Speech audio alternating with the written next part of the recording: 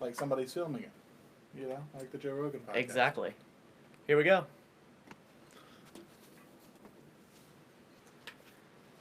You want to check on your phone? Make sure we're not saying anything incriminating?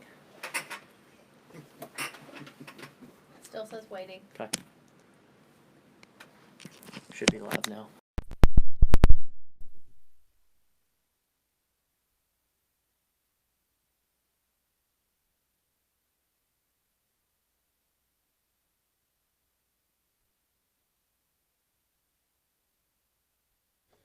All right. Here we go, folks.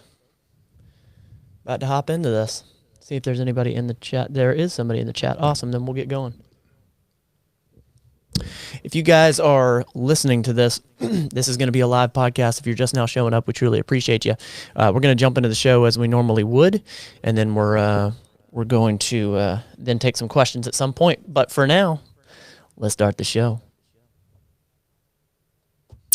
Welcome to the Better Than Yesterday Everyday Podcast, where we cover anything related to behavior change that will increase your long-term wellness and happiness. And now, here are your hosts, personal trainer and RNs, Matt and Jenna. What is happening, everybody? Welcome back to the Better Than Yesterday Everyday Podcast. My name is Matt. And I'm Jenna. This podcast is all about implementing behavior change for your long-term wellness and happiness. Both Jenna and I are registered nurses, and I'm a personal trainer. Today, we wanted to have a good friend already back on. We wanted to have a good friend back on. He was on a previous episode. Mr. Andrew Martin, thank you for coming on, good sir.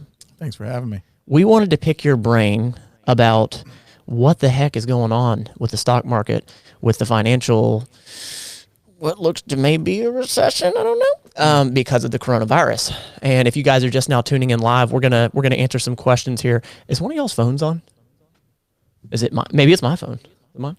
No, it was my phone. Yeah, I was over here about to shame y'all, and it was my phone. Blaming me.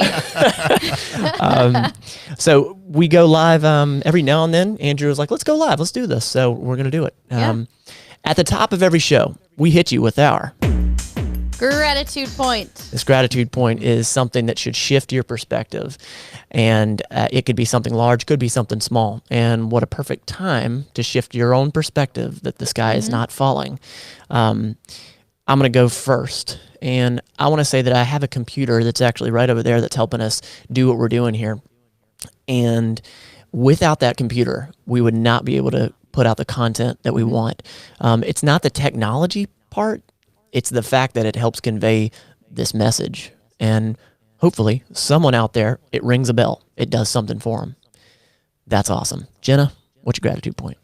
So I'm thankful for you both for different reasons. One, of course, I'm thankful, Matt, for your foresight to say, hey, look, we need to seek advice financially. And Andrew, thank you for being that person to help guide us and make sure that even during these times we're not freaking out, panicking. Yep. Seriously, thank you. Yep. Sure. Yeah, my pleasure.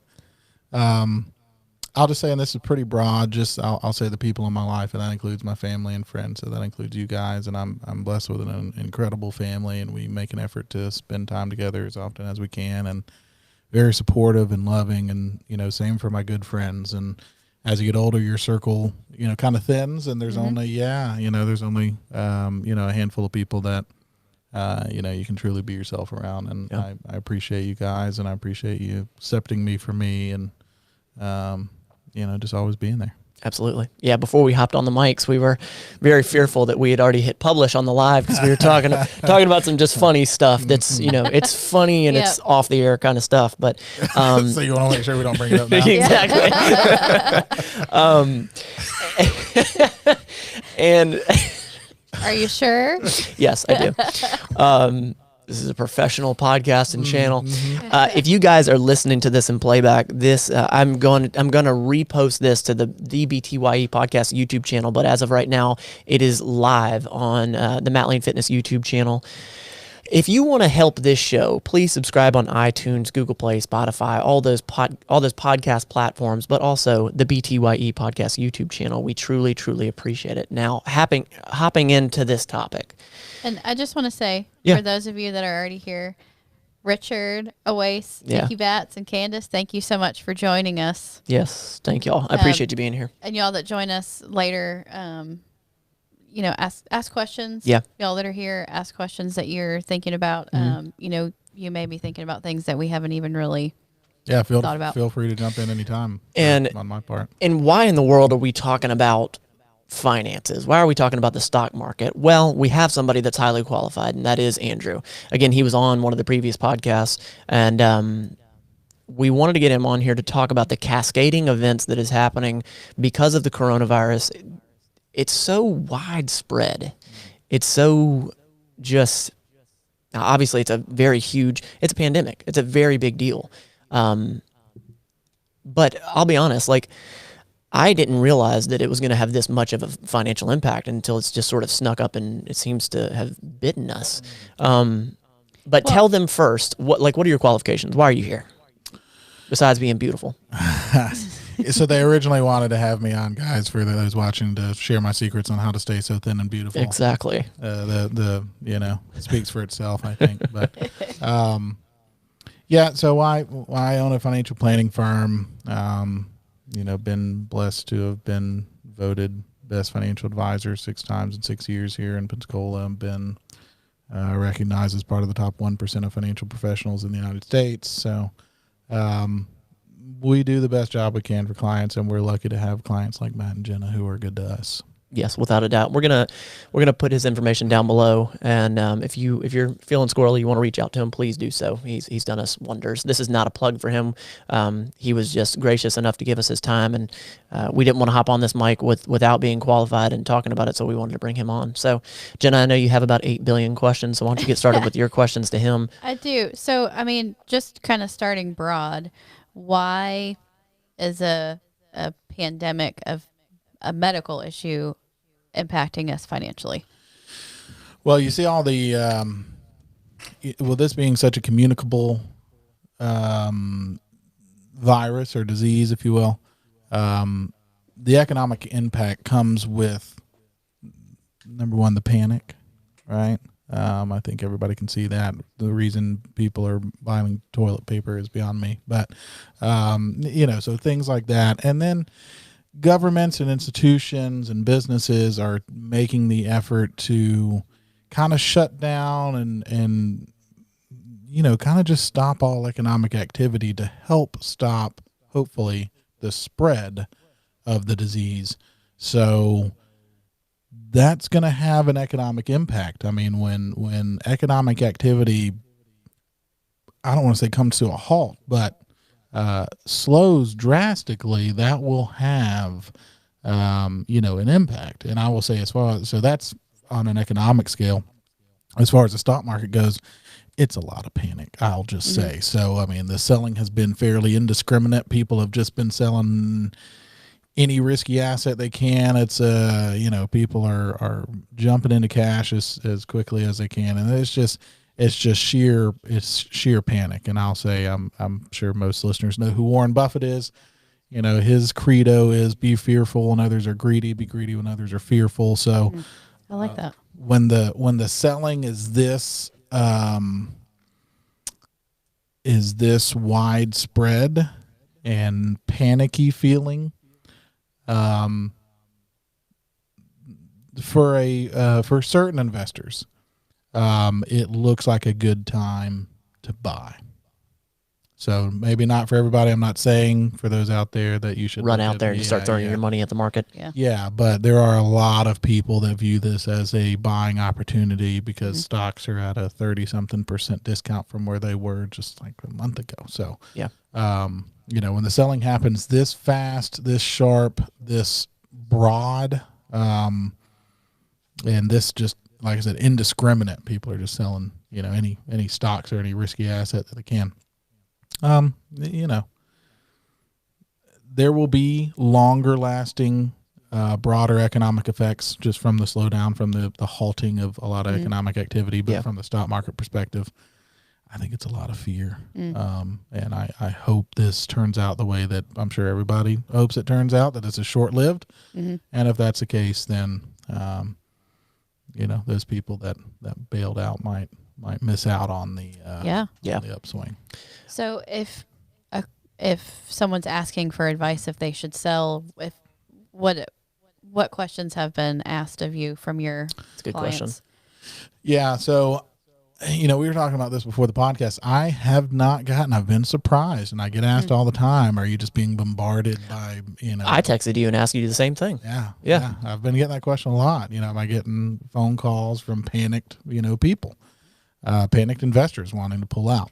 And not that I haven't gotten none, but I've gotten a lot less than what I thought. And the people that I do talk to don't seem to be all that overly upset. They seem to look at it kind of in the same light I do, that this is hopefully going to be temporary, that this is kind of just comes with the nature of investing in the stock market. The cliche of the stock market, that it goes up on the escalator and goes down on the elevator, right? So it goes up slowly over a long period of time, and then it drops off, and then it'll go up slowly over a long period and then drop off, so that's just kind of the nature of it. And we talked about this before the podcast too. I had a friend who reached out to me, and I managed his assets for him. He was like, hey, should we what should we do? Should we do something? Should we put it in cash? I'm thinking about putting my wife's 403B all in cash, and this, that, the other. And he's in his 40s, and he's a friend, so I can speak to. I don't speak to all clients like this, but I just texted back. I was like, why are you retiring in the next 3 years? And he called me a name and was like, no, just anyway. So, it's just all perspective. And for younger people, again, I hate to oversimplify it, because I know it's painful and everything else, but this is why it's important to make sure that you are well positioned, that you are diversified. I know that's a cliche thing to say, but it's important. If you guys know who Ray Dalio is, he runs one of the largest and arguably most successful, hedge funds.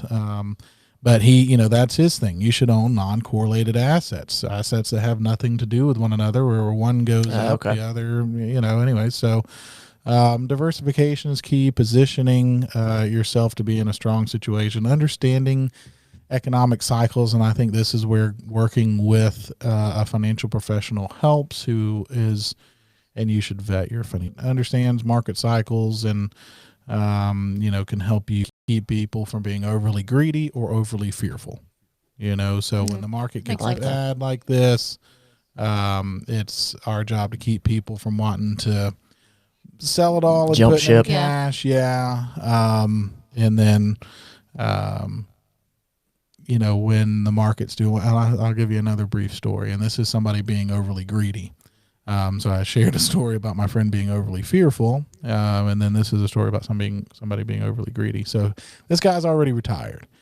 So we manage his assets, and we have for 4 or 5 years, I guess. I don't know. And, 5-6 months ago or so, I called he and his wife, and I was like, hey, look, here's what's going on. I think we ought to position, more conservatively. I think there's going to be some I didn't know any of this was going on, right? I mean, in hindsight, it was a genius move. I wish I could take credit for it, but I didn't know any of this was going to go on. I kind of had the feeling, here's where we are in the economic cycle. You guys are retired. I just think it would make sense to, we've ridden this wave, and benefited from it. I think we ought to look at repositioning, getting a little bit more conservative. And we did that. Well, about 2 months ago or so, he went in himself and changed his portfolio to 100% stocks. So, oh my Lord. Now we're having conversations with these clients that, we did that kind of stuff for typically the more, the older crowd, the clients that are near retirement or in retirement, that, you guys can, y'all should ride this wave and keep going. But, the older crowd, these things sting them, a lot worse. Sure. And they don't have enough time. Anyway, so, now we're having conversations with those clients to say, all right, well, look, we this worked out perfectly. That portion that we repositioned to be more conservative, and we kind of locked in those gains, and we were safe with that. Now it might make sense to, not now, but I'm just letting you know, here in the near future, it might make sense to assets back into stocks to take advantage of the downswing, and then hopefully, when stocks, go back up over the next 1 or 3 or 5 years, we will really, anyways. So I had that conversation. I called him to have that conversation with them. And I was like, so did you go in? And I knew I got an alert when he changed to, I knew when he did it. I was like, did you go in and change your portfolio? And he was like, yeah, I sure did. It's like, did you change it to a 100% stocks? Yeah, I sure did. And I was like, so, and he was like, oh, I just saw it, the market kept doing well, and I just felt like I was missing out, and we got more conservative. I didn't know you, all that kind of stuff. And I was like, well, let me just reiterate, we did that for a reason. And anyway, so he was like, yeah, I learned my lesson. And he's like, no, there's nothing I can do now. I just got to ride it out. And I was like, yeah, you're right. Exactly. But anyway, so that's my job, is to hopefully help people not be overly fearful if they shouldn't be, and not be overly greedy. Because in both, you can pay for it in both instances. Yeah. So Absolutely. So then people our age, we're so young. Yeah. We're 30. We're 30 and 36. If you're going to throw that out. So, how would we best position ourselves? Would you recommend it going on our own? Would you recommend, seeking financial advice? There's some people. Look, I don't. We're a financial planning firm first. We help people manage assets, but it's all about the plan and understanding the client, making sure that, overall everything is the way that it should be. But I just will say that for younger people, the conversations I've been having with people is, like we talked about earlier, if you're in your 30s, you're going to see another. That's just kind of the way it is. Mm-hmm. Yeah. We're going to see quite a few of these before we retire. So, the conversations I'm having with people is, well, hopefully you were not, too crazy aggressive to begin with, but regardless, if you can afford to up your 401k contributions or increase, if you can afford to put more money in long term, that is going to make you more money than trying to get more conservative with the money you have now. I would imagine that you would say, though, if your foundation is already in place. Yeah. So, making sure that you have your emergency fund, making sure that you have all the necessary insurances, and making sure you have, your estate planning and things like that, which don't necessarily have anything to do with the stock market. But all of those basics that would most make most not off, right?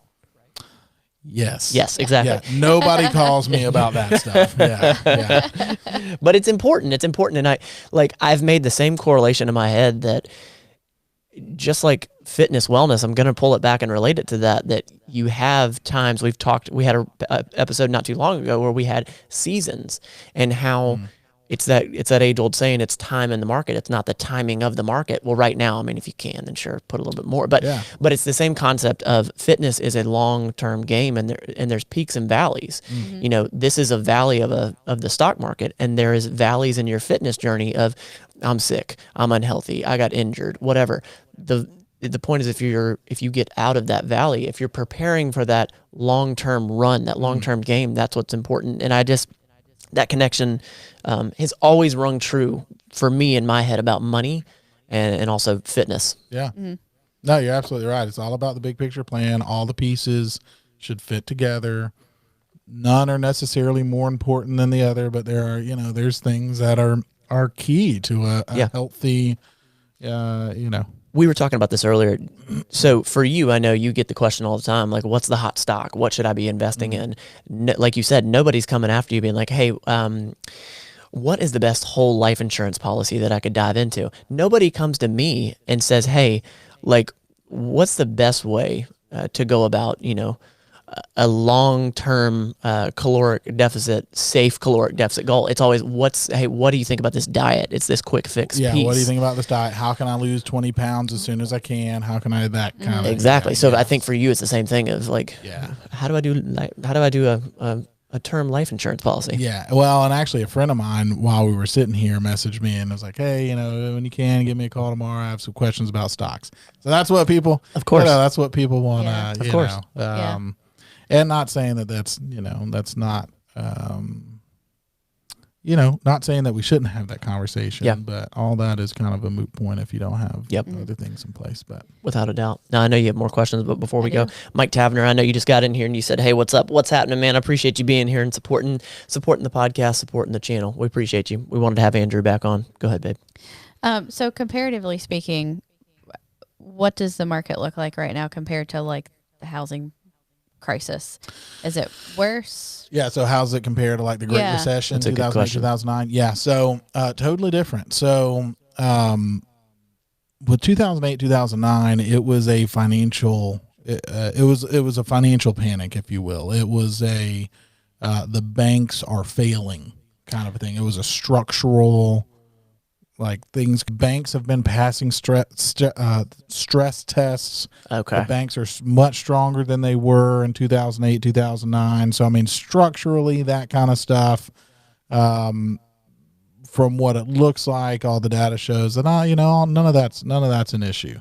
What the issue is that, again, the fear is the most pervasive and the most harmful and damaging.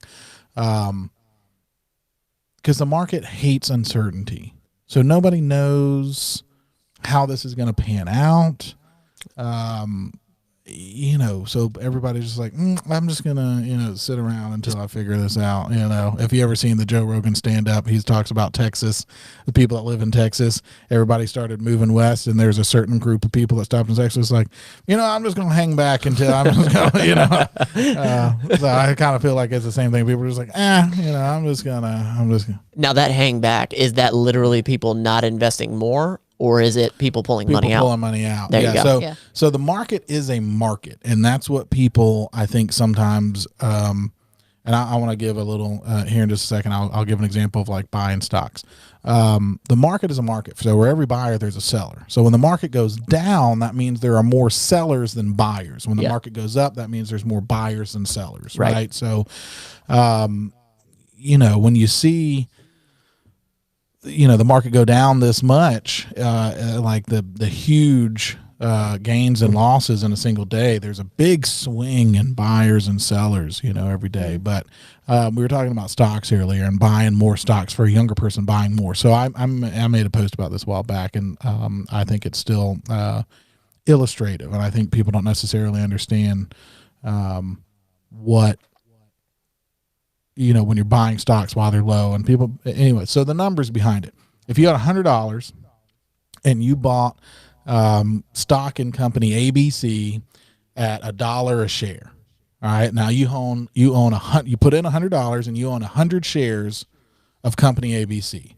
Well, if the stock of that company goes down by 50%, now you own 100 shares, and the value of those is worth $50. Right. So you have basically three options at that point. Number one, you can sell that stock and walk away with your $50. And you lose right there. And you lose your $50. You could do nothing. So you don't buy or sell. And then the stock has to get back up to $1 a share. So it has to double for you to get back to your original investment. For the most part, it takes a while for a stock. Now you're buying 200 shares of company ABC for 50 cents a piece. Right. So now you own 300 shares of company ABC for $200. So your average cost per share is about 67 cents per share. Yep. So now the stock just has to get back up to 67 cents for you to break even on your investment. Yep. That was a fantastic way to put that. Mm-hmm. So, I mean, I think that's just illustrative. People need to understand that, some people are like, oh, well, if it goes down to an individual stocks, who knows? I'm talking about investing in the market. Because, an individual stock, I think people's fear when it comes to investing in the market, and I hear this all the time, I don't want to lose, when we talk about investing aggressively or investing in stocks, I don't want to lose all my money. Well, there's two ways you're going to lose all your money by investing in the stock market. Number one, you invest all your money in one company's stock and that company goes under, which is incredibly foolish. Nobody would ever tell you to do that.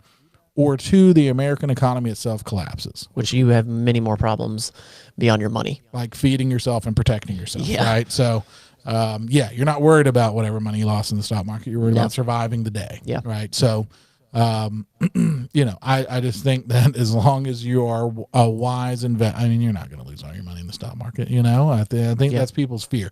So people avoid what they don't understand. This stuff isn't taught to us.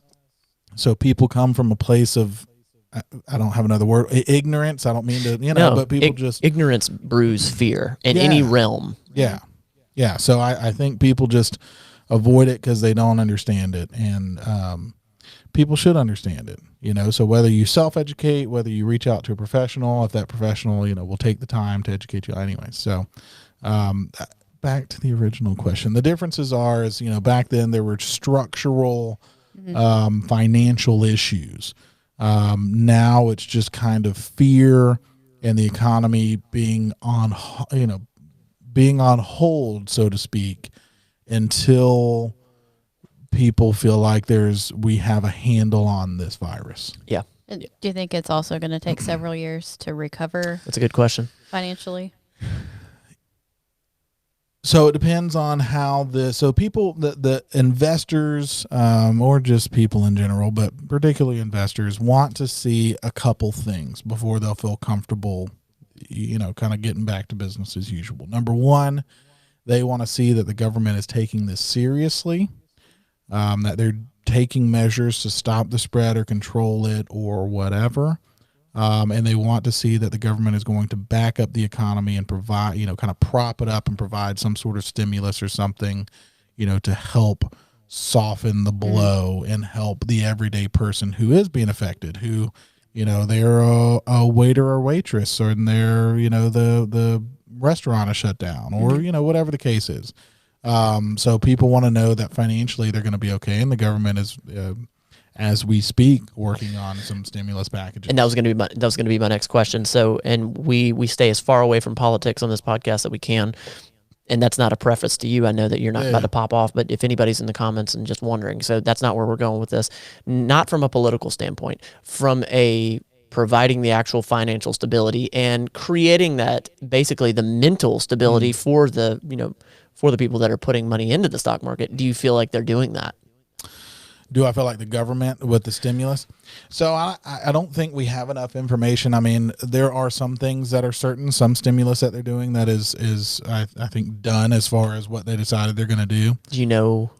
Well, they've lowered interest rates. The Okay. Fed has resumed quantitative easing, so they're purchasing treasuries and things. So they're Quantitative easing for anybody that doesn't know. Yeah, so and I'm they're- one of those people. By the Okay. way, yeah, I don't know. So they lowered interest rates, so they're trying to encourage borrowing, and they are basically trying to put more cash in the system. The quantitative easing, they're buying treasuries, they're trying to put more cash in the system. Okay. So there's more money floating around for people to do things with. Okay. Right? That's I think the simplest way that they can do. So then that falls on the Treasury Department, which is separate from the Fed, so kind of the current administration to come up with some other things that they're currently trying to figure out, whether that's send everybody checks or to delay Okay.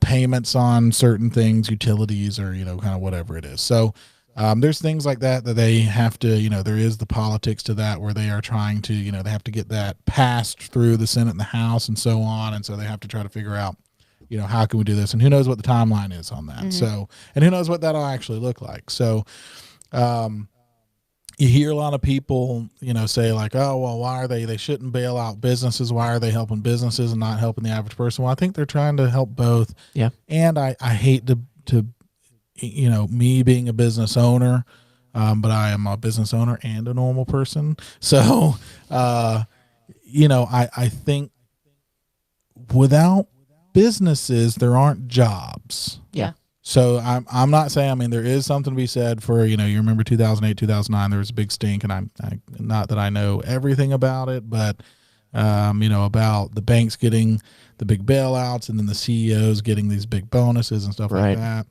that. Again, I didn't do enough research into that to know, The nuances. Sure.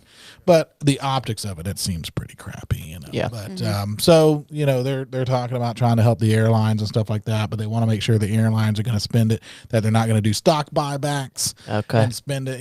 They're So I get the sentiment and I get what people are saying, but it is important to support businesses. Yeah. Because without businesses, there aren't jobs, and there's some pretty long-lasting economic ripple effects from that. Well, and so but some of the airlines were actually saying by the end of next month that they would be completely bankrupted. Is that right? I don't know. Okay. I mean, I have seen where the airlines they're getting some financial support for a reason. Yeah. The airlines are suffering, which is why if you go look at any flight right now, it's funny. My brother was wanting to know how far Sweden was from here, and it's about 3,000 miles from what he read.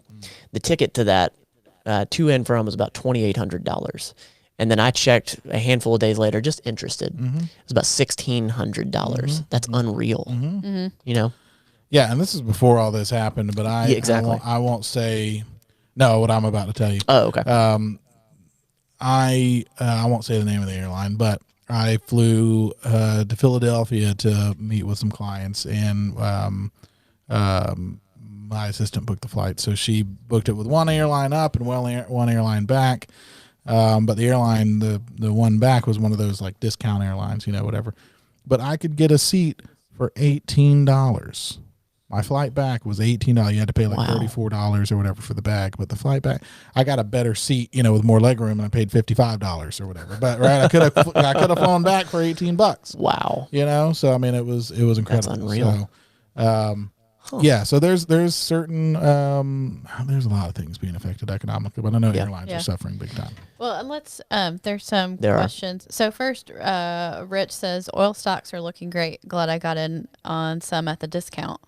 Or at a discount. Yeah, and you said pretty much right now you're buying stocks for 30% off. Well, so that's lower. Yeah. So that's the indices. So that's like the S&P 500 and the Dow and the Nasdaq and stuff like that. So individual stocks, particularly oil right now, because the whole oil war, if you will, between Saudi Arabia and Russia. Okay. They're way off. So I mean, they're selling at way more than a discount than 30% for a lot of them. What's way more? General ballpark number? Depends on the company. So I mean, like Occidental Petroleum is off.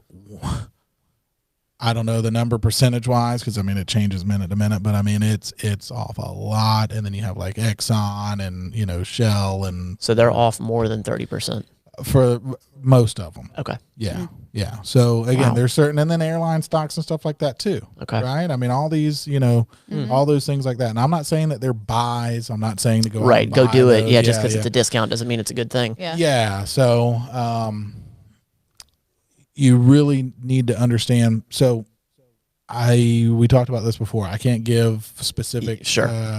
Stock recommendations. I can't say that this is a good time to buy or a good time to sell or any of that other kind of stuff. But you say that because I mean, you don't know the person's situation. You can't blanket statement, this is what you should do, because that's not intelligent for you to do. And I agree with you. I can't say to everyone that's listening right now, hey, you should do this diet, because that's not how it works. Right. Yeah. There's so many things. Two reasons. Number one, legally, of course, I can't give. Actually, same here. Yeah. So legally, I can't give that kind of advice. But yeah, I mean, you're also doing a person a disservice if you just give kind of half-cocked advice. But, of course. But I will say, if you're looking for stocks, I mean, if you're a risk taker, I mean, buying. If you're a contrarian, buying the stocks of oil and airline companies and things like that, could that pay off big for you at some point? Yeah. Could it not? And could it sputter and stay low for a while? Who knows? Yeah. So as a general rule, especially in times like this, buying stocks of companies who have good cash flow, hold a lot of cash, have what Warren Buffett would call a moat around them, where there's not a lot of, where they have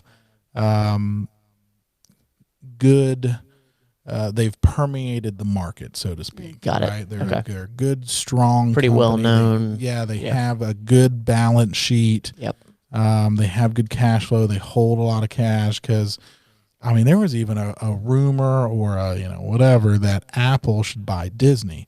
Can you imagine the amount of money that it would take for a company to have to even think about buying a company like Disney? Good Lord. But they do. I think they have over $1 billion worth of cash sitting around. I know Berkshire Hathaway does. I think they have like $130 billion of cash laying around, and everybody, Warren Buffett is a very disciplined investor. Yeah. So Berkshire Hathaway underperformed the market last year when the market made 31% or whatever. I don't remember what Berkshire Hathaway made, but it was way less than that. And for anybody listening that doesn't know Berkshire Hathaway, who's that? Is Warren Buffett, the company that Warren Buffett there you go. is runs. Yep. But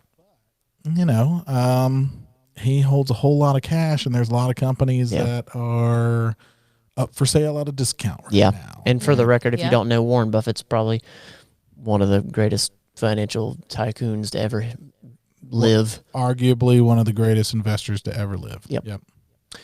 Let's hit us with the questions. Take a couple of questions. Sure. Mike Taverner says, what is your opinion on what the work stoppage is going to do this year? Will it kill the market? Depends on how long it lasts. Yeah. So, again, I think people want to see that the government is taking it seriously and that the government is willing to help the economy and the market, but they also want to see that that we have a handle on the virus. So like I think once it plateaus and starts, the number of cases starts going down, I think people will feel a lot better, get back to maybe not business as usual. There might be, kind of dip their toes back in and start getting back to, whatever, but depends on how long it lasts. The longer it lasts, the worse it's going to be. And if it lasts too long, it will be very damaging. What do you think? So let's just say, I'm looking at the date right now. Let's just say that things pop back up when we were on the road to recovery in 90 days. Mm-hmm. What do you think? I mean, would the market be killed as this question was asked? Would it be killed? If things were shut down the way that they are, and more things are shutting down by the day. Yeah. So if things are shut down for 90 days, it'd be real. Because I don't know. So that's but actually there's a lot of people effectively out of work. Yeah, but now. that's a quick amount of time. That's not a long time for what we're dealing with. Yeah, that's not a long time. But when the economy basically comes to a halt, if people aren't getting paid, if businesses aren't making money, if people aren't spending money, because the thing about the U.S. economy is I think 70% or so, don't quote me on that, but the majority of the U.S. economy is based on the consumer. Yeah. It's based on consumer spending, right? So when people aren't making money, they're not spending money. When people are scared, they're not spending money. When people are stuck indoors, they're not spending, right? When economic activity stops, I mean, it can be bad. Yeah. So I hope, like everybody else does, I'm sure, that doesn't happen. You got to be careful about, the information that comes out of China, but they're the first ones affected, and it looks like their cases have plateaued and started going down. So again, the information, the data you're getting from there, how much do you? That was something that we talked about with the previous podcast with Dr. Crowley and Jerry Drinkard, the nurse practitioner, about getting your information from a credible source such as the CDC or the World Health Organization. Thank you both. I gotcha. And and organizations like that's very credible because that's another thing we were planning on talking about was seeing a lot of things on just Facebook and social media in general, just one thing's posted and then someone runs with it. And it just what would your recommendation be at this point of where people should be getting their financial information from? From my Facebook page, of course. we will link his information. From credible sources. I do 12 to 15 hours of reading and research a week. A lot of my the places I get information are things that I have to pay for. So the average person wouldn't read it anyways, but certainly wouldn't pay to read it. I can guarantee. I feel like I'm. I'll agree with that. Yeah. So, and you got to be careful too about the pundits. The talking heads on TV that throw their opinion in, slide it in, kind of thing. Yeah, because you hear experts saying that this is going to be horrible. You have experts saying this is going to be. You just hear experts all across the board on their professional opinion. Me too, and I'm not an expert. I'm just saying that you're going to hear my side of what I think. That doesn't make it right or wrong. Yeah. So it's people should get opinions from different sources, and do their best to formulate their own, but be careful about it. You can say this about politics or anything else, but being in your little bubble where everybody thinks the same, absolutely, says the same thing or whatever, So polling your friends on Facebook wouldn't be the best source of your financial don't information. get stock tips from your friends on Facebook. Well, I've seen that. And I'll be honest with you, like, I really like, I don't want to say I don't have the time. I don't make enough amount of time to spend 12 to 15 hours a day reading on financial stuff. A week. Well, that makes a little more sense. Maybe I have a little more time. Yeah. But in all seriousness, like, everybody is busy and all that. Sure. I think that's exactly what you're. And this is not a plug for you, but that's exactly what you're paying for. You're paying for that sound advice. You're paying for that research that's been done. You're paying for. There is a bit of a convenience piece in there, without a doubt. But we are not lazy people. And we don't come to you because we're like, I just don't want to figure it out. Like, you just tell me what to do. Yeah. Like, you've always presented options to us of, this is what would happen if this happened, and this is what you would do. And that's what I think is just so valuable. And I'm gonna tie it back.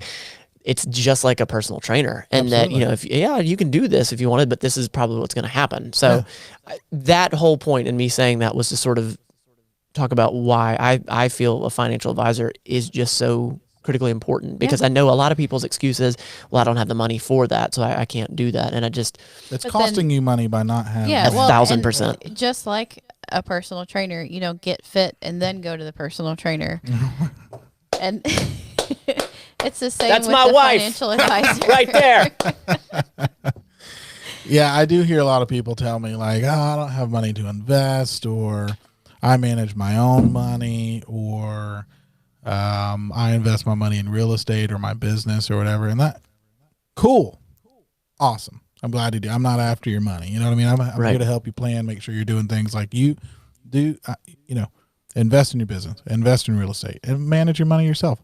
I don't care. Yeah. Right. But all the other pieces and how you're doing, adding perspective and everything else, I think, and being a coach, being a financial personal trainer is, I think. I like that one.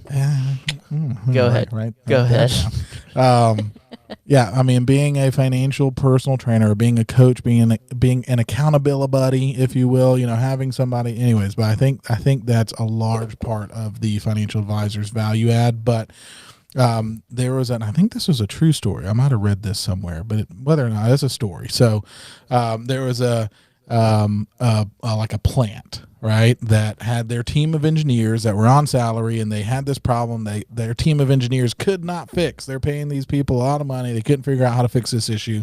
So they hired this, expert engineer consultant. So he comes by, and there's this, big panel of stuff, and he's looking around. He finds out what the problem is. He twists the knob, problem solved. He walks out, sends them a bill for $10,000. And so the plant manager is like, would you mind kind of, breaking down your fee? Cause you were here for like 30 minutes. So this seems, a little steep. This seems like a lot. And he was like, okay, well, it was, $100 for the 30 minutes. And then it was $9,900 for, having the knowledge to be able to fix the problem in 30 minutes. When your team of engineers couldn't figure it out after weeks, you called me. I got it fixed. It saved you money. by doing that. It cost you 10 grand, but how much more did it save you for paying this team? Anyways. Yep. So, I mean, that's where like a personal trainer or some sort of whatever professional it is that you are leaning on for advice on personal training or financial or whatever. Right. That's what you're paying them for. Not necessarily their time. But You are their paying them for their time. expertise. But their Absolutely. knowledge and to be able to break this down and explain it to you and know, okay, here's the problem, here's the solution. I know that because that's what I spend my time doing. Yep. 1,000%. I mean, perfect example personally. I don't know how many hours I spent trying to roll over our retirement from a previous job. Oh, jeez. One phone call. Yeah. Like 10 minutes maybe. Yeah. That's exactly it. Completely done. Yeah. I'm going to find You're a another comment. magician. Well, I mean, I know the procedures and I know what to do. So I'm like, oh yeah, well, here's what we do. You know? Yeah, I think you even just already had the phone number of where we needed to call. Yeah. I mean, you just had it. Yeah. So Weiss asked the question, does eating healthy and staying hydrated help with the pandemic? So I will tell you to refer to episode 50 that we did with Dr. Crowley and nurse practitioner Jerry Drinkard. That was actually a really good podcast, and we were very proud that we just hit episode 50. But awesome. thank you, I appreciate it. It's a milestone for us. It's Yeah, awesome. for sure. It really is cool. You've done a very good job, Jenna. You really have. So have you. But that was one of the things that Dr. Crowley did suggest. Absolutely. A well-balanced diet derived from mainly whole foods and staying hydrated. Yeah, absolutely. that's always the better choice. No And matter that's what's just going on. it. Yeah. And that goes back to, being that stable piece and financially before you can go invest in stocks. So anyway, yes, that can help without a doubt. That's what the doctor said. So, Doctor. so moving on. Richard Becker says, what do you think about big? What is that? I don't know what that means. Me either. Richard, clarify, bro. I'm having to sort of pre-read some of these because I don't want to. So Rich also asked, do you feel like the Fed cutting rates was too soon? Yeah, so there has been Good question. There's been some controversy about that because if you cut it kind of, if you add stimulus before we've hit the tipping point, right? So before things have gotten kind of as bad as they're gonna get, well then you added this stimulus, but things are still going to get worse. So the timing is... That makes sense. You know, the timing might be off. So I don't know. I would hope that the people that are making these decisions know way more than I do about any of this. So hopefully, I'm not as qualified as these people to say. So my opinion is, but there has been controversy about that is what I'll say. Makes sense. If you're comfortable saying it, what was your initial gut feeling? I thought it was a little early. Really? Yeah. So I mean, I understand the like, hey, let's try to get ahead of it. Sure. So time will tell. Yeah. We will know in time. Right. Exactly. Because more and more things are continuing to shut down. I mean, I read something before we started the podcast that Ohio has kind of been ahead of the curve as far as shutting things down before everywhere else, and they've shut down like hair salons, nail salons, tattoo parlors, all of that effective this evening. Yeah. So, I mean, it's getting more and more people are out of work. Mm-hmm. Jenna's from Ohio. That's why she brings that up. Yeah. Let's see here. Moving on. John Collins. Why is it so difficult to receive a coherent and cohesive message from both state and federal government? That sounds political. Sounds really. Is that political? I don't know.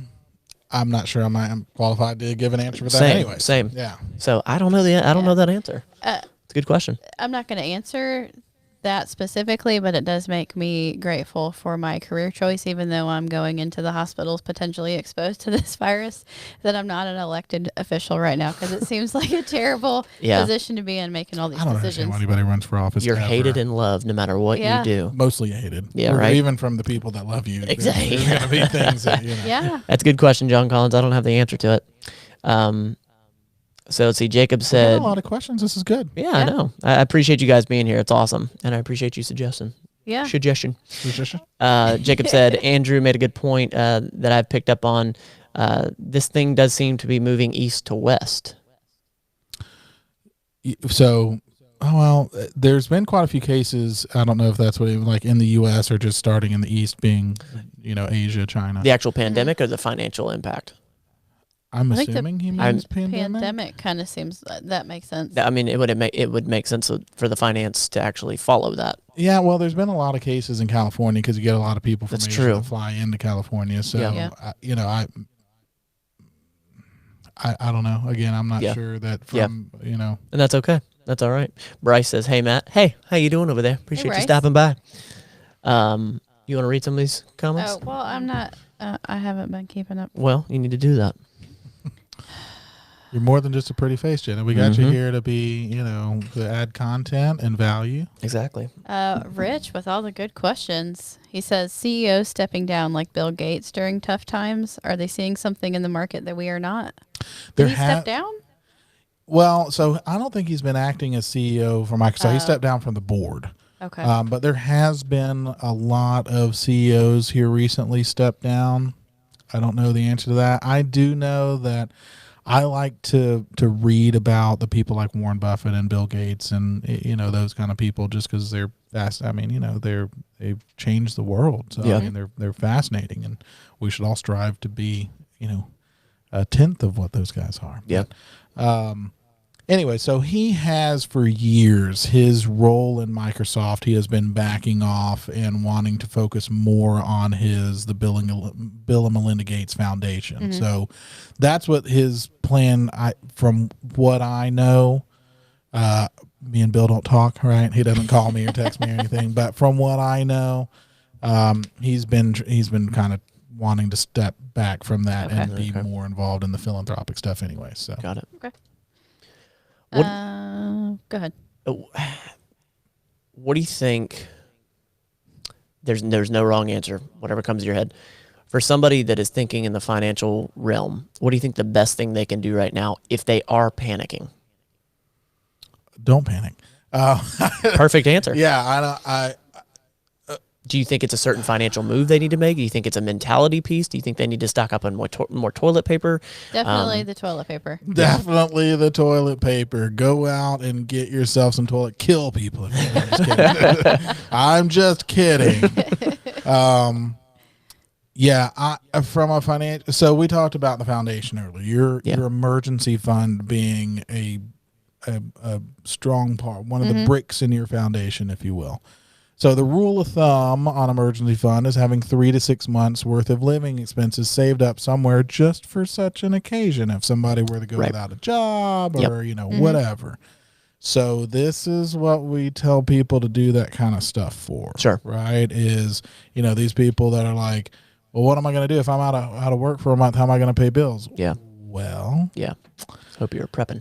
Yeah. Where are you pointing the finger? Yeah. You got 3 pointed back at you. You know what I'm saying? So you could have, if y'all like Jocko Willink, Extreme Ownership, you know what I'm talking about? So, and Leif Babin, incredible book. But their whole thing is extreme ownership. Something bad happens. It's my fault. You had something to do with it. Take ownership of it. What could you have done? Absolutely. So these people, they're like, how am I going to pay my bills? Well, a little financial prudence and a little planning. So do you think even in this time of crisis, let's say you were faced with this decision, man, right now you can invest in some stocks. It's a sure thing without a doubt, or but you don't have a foundation built.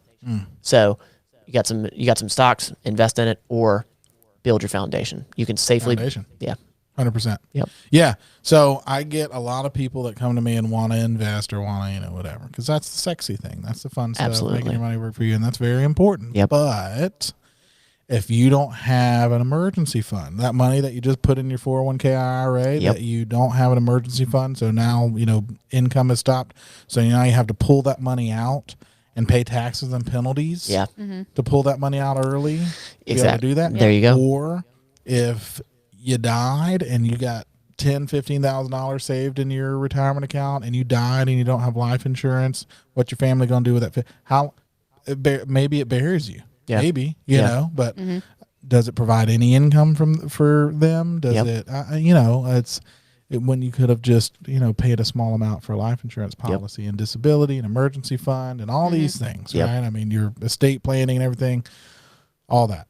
So the basics. That's always my answer is. Yep. So build up that foundation. So Yep. I think for most people, and I think you would probably agree, because we were once in this boat. If you're wondering what you should be doing, start that foundation, and probably most likely it's the emergency fund. For a lot of people. That is an the whole foundation is typically overlooked. Of course. Yeah. But at least the emergency fund, right? Yeah. I mean, with the other stuff, a lot of it's, like insurances that you can purchase. So like it's just done, you know what I mean? Or estate planning, which again, you go see an attorney, an estate planning attorney, then it's done for the most part. Yep. The emergency fund takes time to build up. Of course. It takes discipline, just like with what you do. It takes somebody having kind of long-term discipline to stay at it. And anyway, so that's one that's hard for people. Yep. Check out what you got coming in and check out what you got going out, folks. Yep. What else you got? I saw there's a few more questions popped up. Ben, a lot of them. Ben says this is for you, Matt. At least when you're in quarantine, you can watch all the movies you haven't seen. Oh yeah. Holden's going to have a field day. If that really happens, Holden's going to have a field day. Mike asked a pretty serious question here. What percentage of my income should be spent on ammunition for the zombie apocalypse? Mike, you're killing me. So, safe 100%. Really? See, I thought it was more conservative, but I like that. Okay. And grenades and rocket launchers. And don't forget all that. Of course. Yeah. John Collins says, how can people tied to Social Security payments invest in the market? Can they and should they? So people who are receiving Social Security payments is what it sounds like. So I'm assuming this person is retired.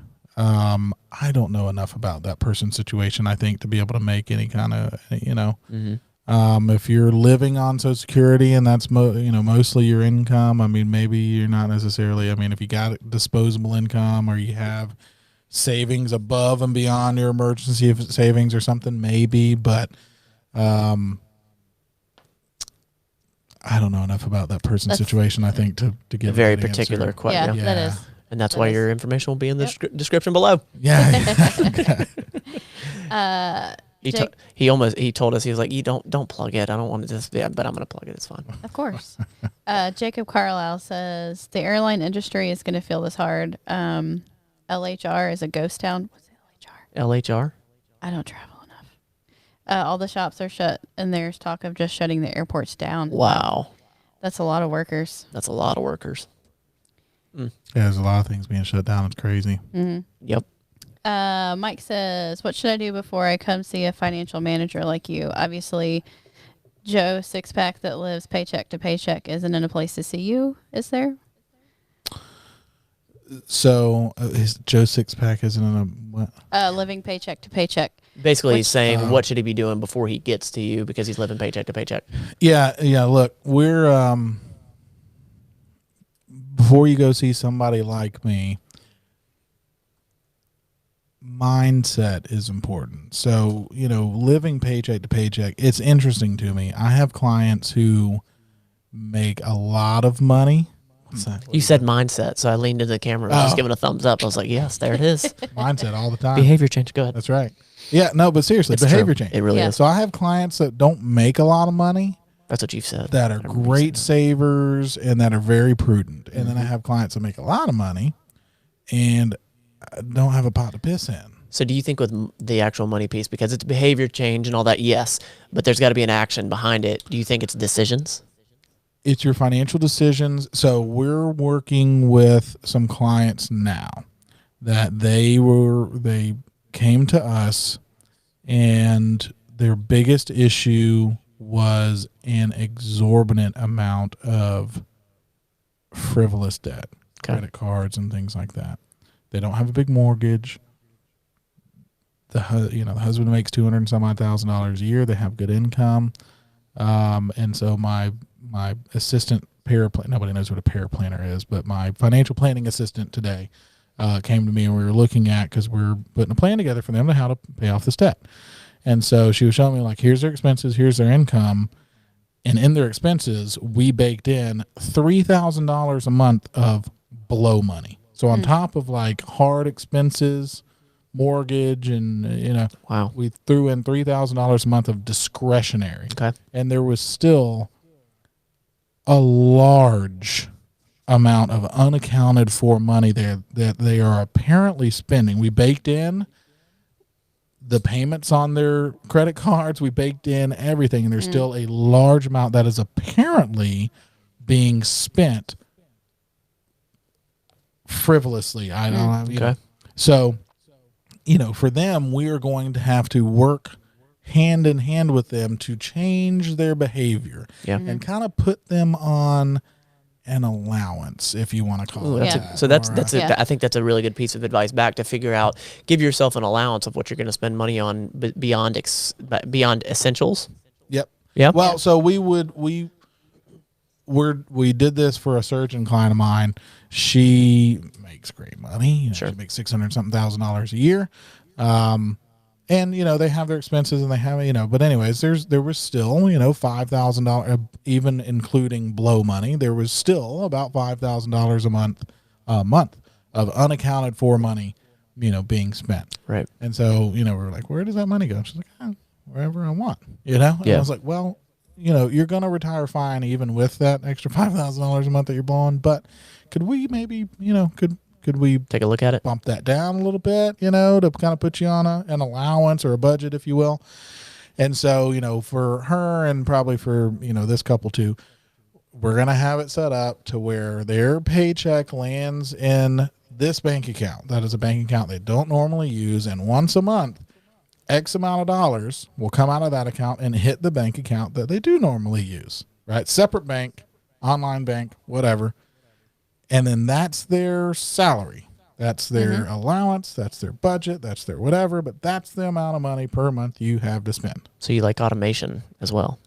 Yeah. So you got to have it. Yeah. Because, because if you add the human element into it. Because, you're going to spend what's in the account. Absolutely. And, so I just would say that behavior change, and that's something that hopefully the financial advisor or whatever can help you with. So I do get the question a lot of time, or kind of the comment from younger people, or from people that, they're like, I don't have any money to invest, or, I can't afford somebody like you, and it could be true. I don't know. But, again, that's what you have somebody like that for. So that whole living paycheck to paycheck, or the always struggling, isn't always, there might just be behavior changes. And I'm not saying with any behavior change, just like somebody coming to see you, Matt, it's not going to always be easy. But if you have an accountability buddy, if you have a coach, if you have somebody that's like, look, here's the things you need to do to make sure that this happens. Let's do this. Well, even some basic things. I mean, we came to you when we weren't really in a good financial place, and I'll never forget. You're in a bad place, actually. We were in a really bad place. And I don't remember it being I had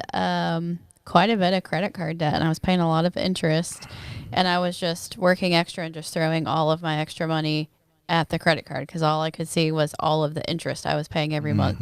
And your just simple question back was, so what if you have an unexpected expense? What happens? What goes on the credit card? And you're like, well, why don't you save some of that money, and then you don't pay interest on it in the future? And I was like, oh, that's a good idea. Yeah. So a short and dirty answer back to Mike, because his original question was, before I get to you, before I come to a financial advisor, I'm living paycheck to paycheck. What do I do? Yeah, I don't know. I don't know his income and expenses and everything else. So, that person making $200,000 a year, they're living paycheck to paycheck. Right. You know what I'm saying? So it's not unnecessarily. Yeah. But in their mind, they're living we don't have any extra disposable. Right. Well, you certainly do. You do. You just don't realize it. Yeah, I wish I had a good answer for you. I just would say go see that person with an open mind. Go have a conversation. Most financial advisors don't charge for consultation, so go have a conversation with them. And be prepared for, I will say, and I made a video about this today, that younger people, most financial advisors' MO is gathering assets. That's what they're there to do, right? They'll give you some other kind of half-ass advice about this, that, or the other, but it's mostly invest your money with me. That's what I'm here for. That's how my compensation is based. That's how I get my bonuses or whatever. And then I'll give you some advice on some, but they're not going to spend a lot of time with you on budgeting. They're not going to spend a lot of time with you on debt elimination or estate planning or, other things, because that's not what they're going after. They want to gather assets. And so for these younger people, most financial advisors don't want to spend a lot of time with them because they don't have any money to invest, right? Or if they do, it's very little. I appreciate you with that transparency. That's good. Yeah. Good So stuff. so be prepared for, you should work with a financial advisor, in my opinion, that you are paying a monthly or annual retainer, or you're paying hourly, or you're paying whatever. So that person is incentive. They're running a business, right? Yeah. So, I mean, if I'm charging you 1% of assets under management and you come to me with $10,000, I'm going to get paid $100 a year. Yeah. Right. So $8 a month, or $8 a month, and that $8 I don't get to keep all of, because the RIA, so I'm getting $6 a month or something like that too. So it's not even worth, so I'm just saying that a financial advisor isn't interested in working with someone. Yeah. So unless you're paying that person hourly or on a monthly or annual retainer or something like that, they're not going to spend the time necessary for somebody, from what it sounds like, for that person. Yeah. That they need help with cash flow management, money going in, money going out. Yep. The stuff that the foundation, the basics. Yeah. Yep. Rich with another. Wait, did you read this one yet? Rich with another question. 401k, IRA, traditional. You haven't. I haven't read So that one. Richard with another great question there, bro. I've heard a lot of people moving their 401k to traditional IRAs during this time that the market is down, and they plan to move it back once things pick back up. What do you think about this? That's asinine. I love it. Yeah, I mean, that doesn't make any. So first of all, if you're working at a company and you're under the age of 59 and a half, you can't just move money out. You can take a loan potentially. Yeah. Right. But the 401k and IRA, so a 401k, you are limited to whatever investment options they give you within the plan. So The company themselves. Yeah. So the 401k plan that you have through company XYZ, they're only going to give you so many things that you can invest in typically. Right. All right. So yeah, you are limited. With an IRA, most of the time, you have a virtually unlimited amount of things that you can invest in if you want to invest in individual stocks or something like that. So I mean, on that, but yeah, I mean, who is he? Is that Becker? Yeah. I would be curious who the hell he's been talking to that said that they've done that. I'll get y'all to tie up. That sounds crazy, and I would like to know the specifics of that, because anyways. Yeah. Well, I think this is a good place to wrap up. You agree? Yeah, I think so. Let's do the wrap up. Well, before we go, John Collins. So John Collins said, both me and my wife are disabled. We live off $2,000 a month. He was the person that was asking the question about the, where's it at?